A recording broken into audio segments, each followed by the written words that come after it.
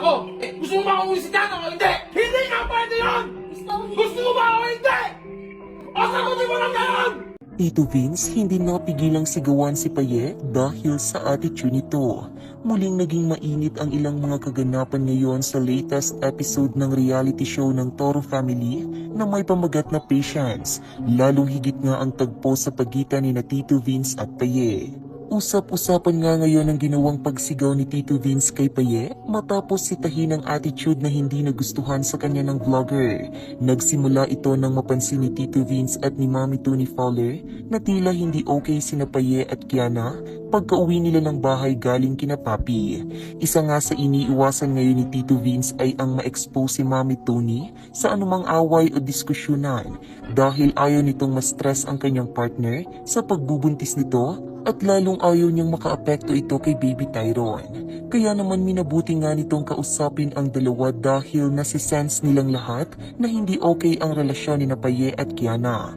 Maging si Tyrone niya nga ay nagsumbong na rin kay Tito Vince sa di umanay pag-iinarte ni Paye kay Kiana. Paliwanag naman ni Paye na naiinis lamang umano siya kay Kiana dahil paulit-ulit daw ito ng tanong sa kanya kung pwede raw itong umuwi sa kanilang bahay. Pinapayagan naman raw siya nito ngunit hindi pa rin daw siya tinatantanan ni Kiana hanggang sa magtatanong ulit ito. Pagdidiin naman ni Tito Vince na kung walang problema kay Paye ang pag-uwi ni Kiana ay hindi ito magtatanong ng paulit-ulit sa kanya. Kaya naman marahil ay naguguluhan umano si Kiana kung payag ba ito o labag sa loob, kaya naman tanong ito ng tanong sa kanya ng paulit-ulit. Ni-real talk nga ni Tito Vince na isa raw sa ugali ni Paye ang pagiging attitude o pagiging mataray, kaya maging ang ilang Toro members umano ay naguguluhan rin kung ano talaga ang gusto nito.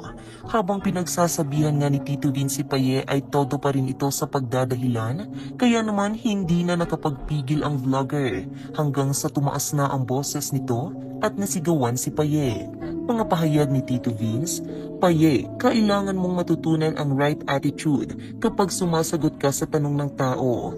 Isa lang kasi laging attitude mo, mataray ka lang. So hindi maintindihan ni Kiana, i-explain mo rin ng maayos kay Kiana.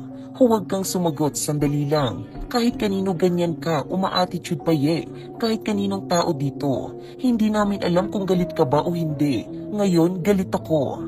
Ang gusto ngang ipaintindi ni Tito Vince kay Paye na maging malinaw ito sa kung ano nga ba ang kanyang desisyon o saloobin upang hindi naguguluhan ang sinumang taong magtatanong sa kanya.